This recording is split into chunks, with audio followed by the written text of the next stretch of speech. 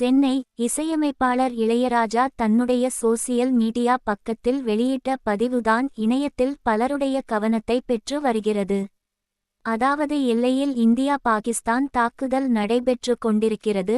இந்த நிலையில் இசையமைப்பாளர் மற்றும் நாடாளுமன்ற மாநிலங்களவை உறுப்பினரான இளையராஜா தேசிய பாதுகாப்பு நிதிக்கு தன்னுடைய இசை நிகழ்ச்சி கட்டணத்தையும் தன் 1 மாத சம்பளத்தையும் வழங்க முடிவெடுத்துள்ளதாக தெரிவித்திருக்கிறார். பலருடைய கனவு சுற்றுலா தலங்களில் ஒன்றான காஷ்மீரில் உள்ள பஹல்காம் பகுதியில் கடந்த மாதம் 22ஆம் தேதி யாரும் எதிர்பார்க்காத நிகழ்வு நடந்தது. அந்த இடத்திற்கு குடும்பத்தோடு சுற்றுலா சென்ற சுற்றுலா பயணிகளை அவர்களின் குடும்பத்தினரின் கண் முன்பு பயங்கரவாதிகள் இரக்கம் இன்றி துப்பாக்கிச் சூடு நடத்தி இருந்தனர். இதில் 26 சுற்றுலா பயணிகள் கொல்லப்பட்டனர். இராணுவ வீரர்களுக்கு மரியாதை. இந்த தாக்குதலுக்கு பதிலடி கொடுக்க வகையில் ஆபரேஷன் சிந்தூர் என்ற பெயரில் பாகிஸ்தானில் 9 பயங்கரவாத முகாம்களை இந்திய இராணுவம் அளித்தது. இதற்கு பதில் தருவதற்காக பாகிஸ்தான் இந்தியாவில் வான்வழி தாக்குதல் நடத்த முயற்சித்தது.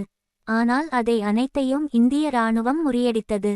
இதனால் 2 நாடுகளுக்கும் இடையே போர் பதற்ற சூழ்நிலை நடந்து வருகிறது.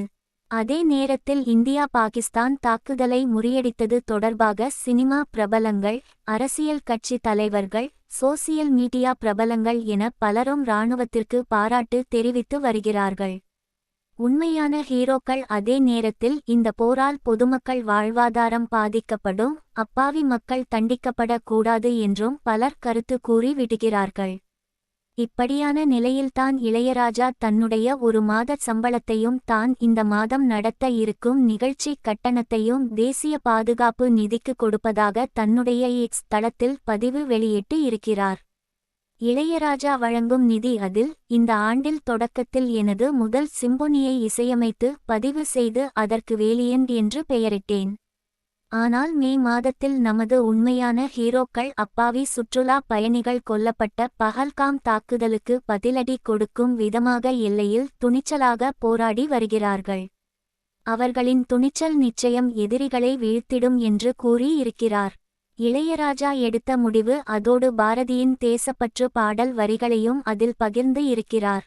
மேலும் நான் ஒரு பெருமைமிக்க இந்தியனாகவும் நாடாளுமன்ற உறுப்பினராகவும் நமது எல்லைகளையும் மக்களையும் பாதுகாக்கவும் நாட்டின் துணிச்சலான ஹீரோக்களின் வீர முயற்சிக்காக எனது இசை நிகழ்ச்சியின் கட்டணத்தையும் 1 மாத சம்பளத்தையும் தேசிய பாதுகாப்பு நிதிக்கு எனது சிறிய பங்களிப்பாக வழங்க முடிவு செய்துள்ளேன் என்று குறிப்பிட்டு இருக்கிறார். இளையராஜாவுக்கு பாராட்டு. இதுபோல ஏற்கனவே வெளியிட்ட ஒரு பதிவில் மன்னன் எவ்வழியோ மக்கள் அவ்வழி என்று பகிர்ந்து இருந்தார் என்பதும் குறிப்பிடத்தக்கது. இளையராஜா சமீபத்தில் தான் கரூரில் தன்னுடைய இசை கச்சேரியை நடத்தி முடித்து இருந்தார். அடுத்ததாக கோவையில் வரும் 17ஆம் தேதி கச்சேரி நடத்த இருக்கிறார் என்பதும் குறிப்பிடத்தக்கது. அதேபோல இளையராஜா எடுத்த முடிவை பலரும் பாராட்டி வருகிறார்கள்.